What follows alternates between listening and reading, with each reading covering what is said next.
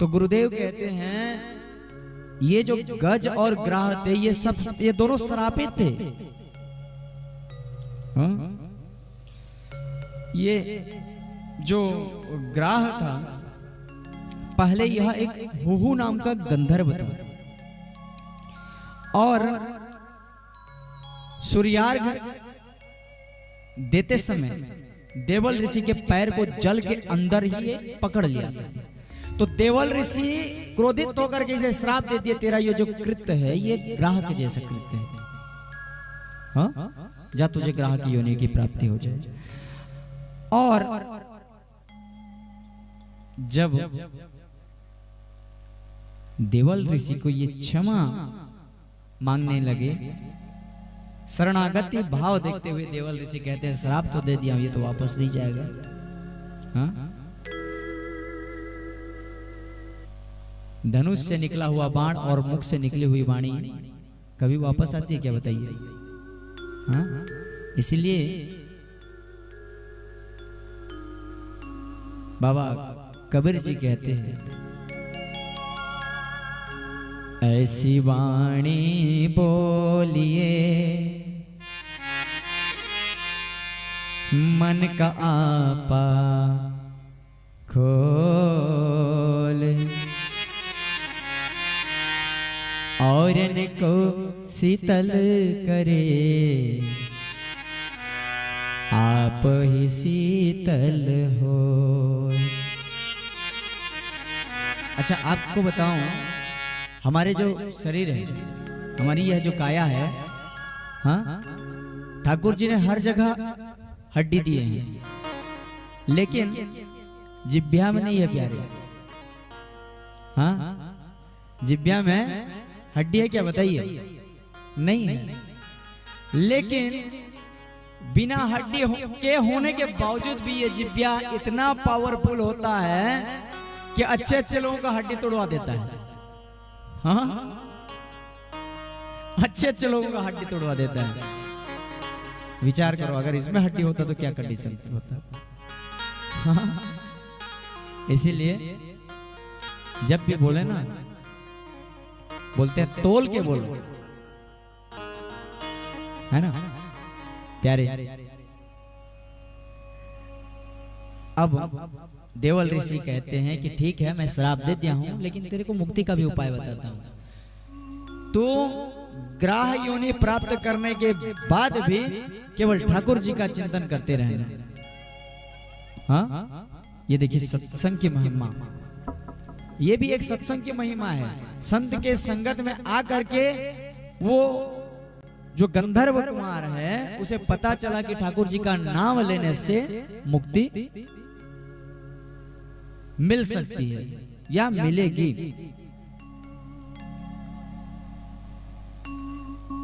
प्यारे, वहीं कहते हैं कि ठाकुर जी का नाम लेते रहना, एक दिन ऐसा होगा कि गोविंद का कोई भक्त आएगा और उसके चरण को जब तुम पकड़ लोगे तो तुम्हें निश्चिंत से मुक्ति मिलेगी। तो ये ग्राह अब क्या करता था कि ठाकुर जी का नाम लेते रहता था और कोई भी उस सरोवर में आए तो उनके चरणों को पकड़ता था भक्ति भाव से। प्यारे, ग्राह की जो पत्नी है वो कहती है देखो अभी तक आप प्रेम से चरण स्पर्श करते हो, इस कारण से कोई आर्त भाव से गोविंद को नहीं बुला रहा और इसी कारण से आप पर कृपा नहीं कर रहे ठाकुर जी। अब थोड़ा सा जकड़ ले। बोले ठीक है। और प्यारे, अब तक ग्राह जितने लोगों के चरण को पकड़े ना तो उससे दुर्गंध आती थी। अब कीचड़ में सनाया हुआ पैर, जो भी जितने भी जीव, हाँ, लेकिन जैसे ही गज के चरण को पकड़ा तो सुगंध, चंदन की भीनी भीनी सुगंध आने लगी। हाँ, और प्यारे ये जो गज था यह भी एक श्रेष्ठ राजा था। इंद्रद्युम्न नाम का राजा अत्यंत ही धर्मनिष्ठ, पर ये एक बार इंद्रद्युम्न जो थे, इंद्रद्युम्न जी एक बार पूजन में लगे हुए थे। और होता क्या है कि हम अगर भगवान के पूजन कर रहे हैं, भाव से अगर कर रहे हैं, तो हमारे सामने कोई भी आए नजर नहीं आता, है ना। अगर आप देखिएगा कभी कभी भाव अगर जागृत हो जाते हैं तो ऐसा प्रतीत होता है मानो यहाँ पर मैं और मेरा ठाकुर छोड़ के और कोई नहीं है। किसी ने आभास किया है? किसी ने आभास किया है? अभी तक नहीं की। क्यों? क्योंकि आपकी मति भ्रमित है। आप तो क्या है, कुछ इच्छा को लेकर के अगरबत्ती जला रहे हो। कोई अगरबत्ती जलाता है तो आप यह देख के अगरबत्ती जला रहे हो। तो प्यारे, अगर आनंद चाहिए ना तो राम को अपने हृदय में बसा के देखो। हाँ? अच्छा, राम जी को जानना बड़ी बात नहीं, राम जी को मानना बड़ी बात है।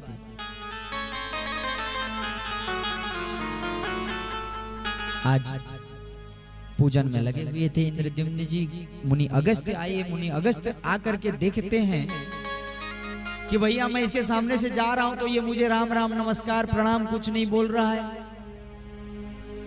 मुनि अगस्त्य जी को क्रोध आ गया। बोले तेरा ये जो कर्म है हाथी जैसे, गज जैसे तेरा कर्म है। हाथी क्या है?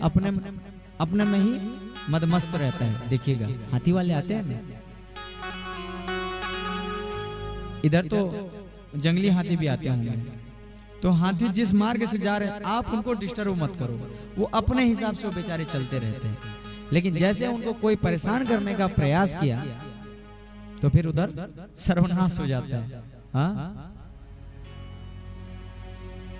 और प्यारे इंद्रद्युम्न जी क्षमा मांगने लगे कि मैं तो ठाकुर जी की सेवा में था, आप मुझे क्षमा करिए। मुनि अगस्त्य जी का क्रोध शांत हुआ और मुनि अगस्त्य जी कहते हैं क्योंकि ठाकुर जी की सेवा में लगे थे और इस कारण से आपको श्राप मिला, तो आपके मुक्ति के कारण स्वयं ठाकुर जी ही बनेंगे। और ये दोनों श्राप आज मिलकर गज और ग्राहक के रूप में परिणित हुए हैं प्यारे। और उन्हीं दोनों को उद्धार करने के लिए मेरे गोविंद को स्वयं आना पड़ा। हाँ?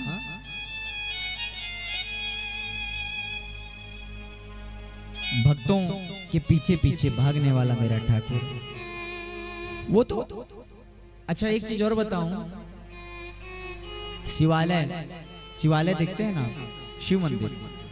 शिव मंदिर में हमेशा नंदी जी रहते हैं बाहर में, है ना। और विष्णु मंदिर, जगन्नाथ मंदिर आप जाएंगे तो वहां पर गरुड़ जी विराजित रहते हैं। जगन्नाथ मंदिर देखते हैं ना, सबसे पहले गरुड़ स्तंभ का दर्शन करना पड़ता है हमको, फिर ठाकुर जी की दर्शन प्राप्त होती है। तो प्यारे, ये सदैव अपने पास में क्यों रखते हैं गरुड़ जी को मेरे ठाकुर? पता है कि क्या पता कब मेरा भक्त मुझे किस स्थिति में बुला ले, और हमेशा मेरे ठाकुर जी का वाहन जो है ना हमेशा तैयार रहता है। पर बुलाने के लिए भाव होनी चाहिए। हाँ? आगे समुद्र मंथन की कथा